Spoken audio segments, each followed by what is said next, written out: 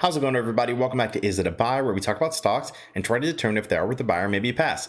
My name is Corey. I just like to preface the video by saying I'm not a financial advisor. I'm just a guy who likes to talk about stocks, so please take what I say with a grain of salt, all right? How's it going, everybody? Hope everybody is having a fantastic weekend. I did want to talk about AMC a little bit because I kind of forgot to just talk about it, especially with the change in the live streams and everything. But I am, just to let everybody know where I am currently, I'm still super ridiculously into AMC. I have every single one of my positions. I have not changed anything at all. I'm still sitting very, very pretty. For those of you who do not remember, I got in around $2. So I'm obviously extremely happy with my AMC position. It literally is going to change my life, which is amazing. And, holding strong. I'm not planning on going anywhere. I believe in it personally. Please make your own financial decisions. But I'm still in it. So I'm very happy with my position. I did want to talk about the craziness of what happened last week. I mean, last week was solid. And so we can see here, if I finally, someone taught me, if you do a Fibonacci retracement and you bring it, you can see where it kind of went. So you can see over here on this, I pointed on my screen, on this left-hand side where it says 2 days, 482 bars, we can see it was up around 11% on the week, which is actually not too bad for AMC. We know AMC can be pretty dang volatile whenever it comes to everything going on. So I just want to kind of get a pulse check and see what's going on. And I'm sure some people may be curious too. So let's go ahead and get into it.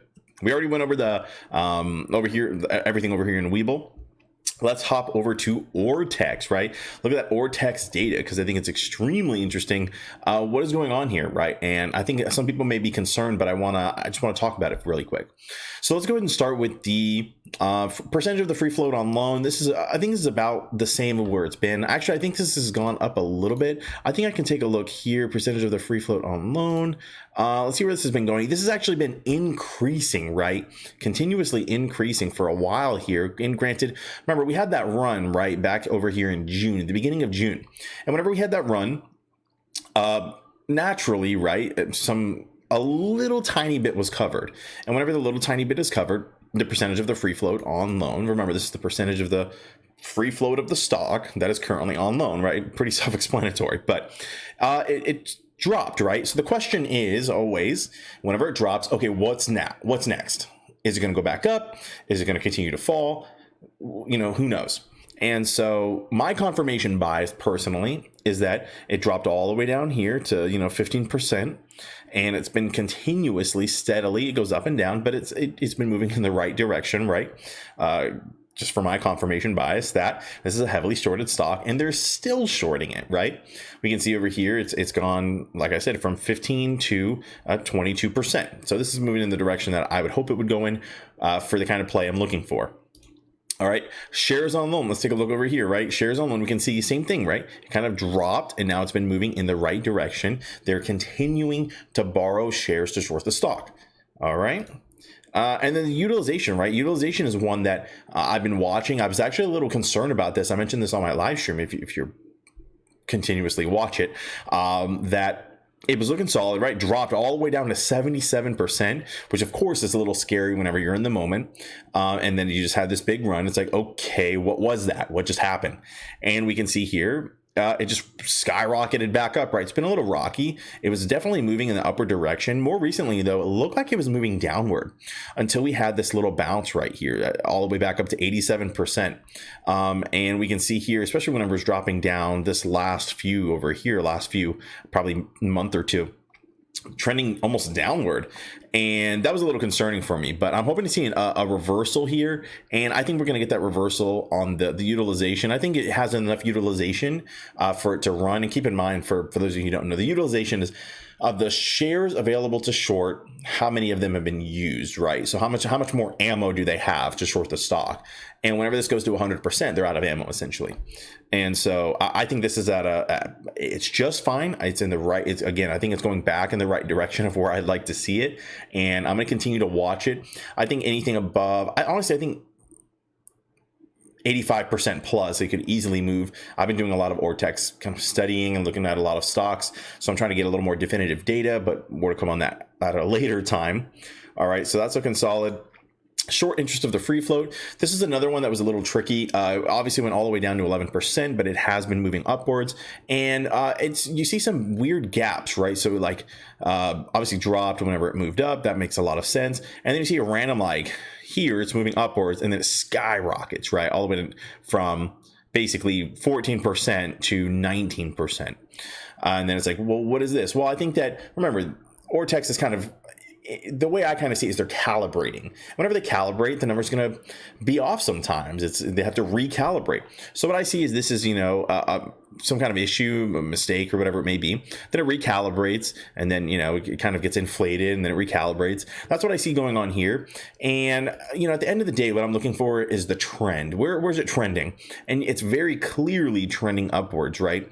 And recently we did have the update, right? It updated and it kind of dropped. But again, it's setting these higher lows, which is what I want to see. I guess technically for back here, it's not a higher low. But again, it's trending upward and that's what I'm looking for. And again, just that confirmation bias.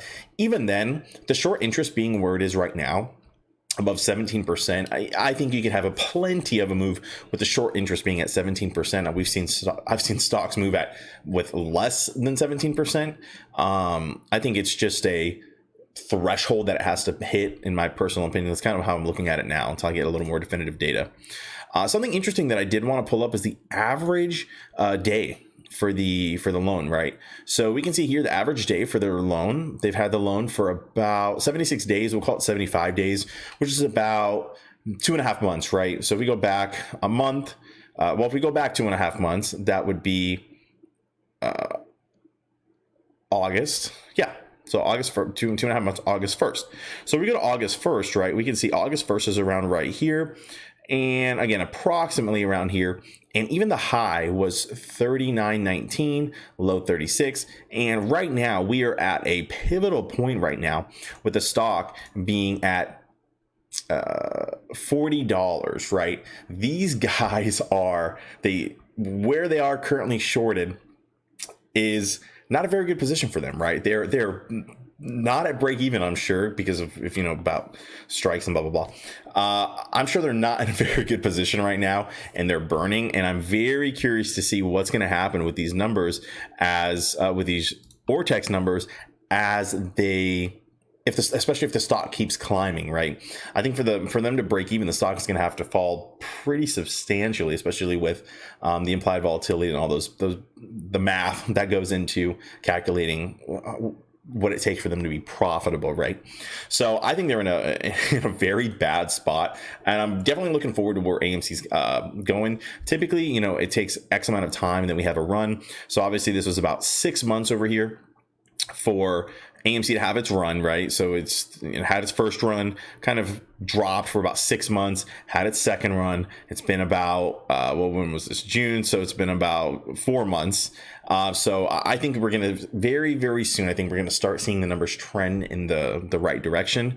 Even this week, it had a beautiful week, up 10%. And I'm very curious to see where it's going to go soon. I think we have a good level of support around here, around the $40 mark, you could say. And I would love to see us hold it and go past it, right? I think AMC's kind of been leveling off a little bit with the hype around it, but I think some good price action is going to drive people back to the stock, and I think that, or at least maybe buy some more of the stock. And I think people are going to get excited about it again, and it's going to have another move, which is going to cause another gamma squeeze type move. And I would not be surprised in the least bit if we go past $100. This is my own personal thoughts and opinions, just based on what we've seen historically. But always make your own financial decisions. This is not financial advice. All right. But that's what I have for you guys. I just wanted to do a quick pulse check on my personal thoughts on what's going on with AMC. Like I said, I know I'm talking about some other plays, but I am not changing my position in AMC at all. This is my position. Everything else is kind of play. And just because I'm playing doesn't mean I'm not making money. All right. But that's what I have for you guys. Thank you so much for taking the time to watch the video. Have a great night. Peace.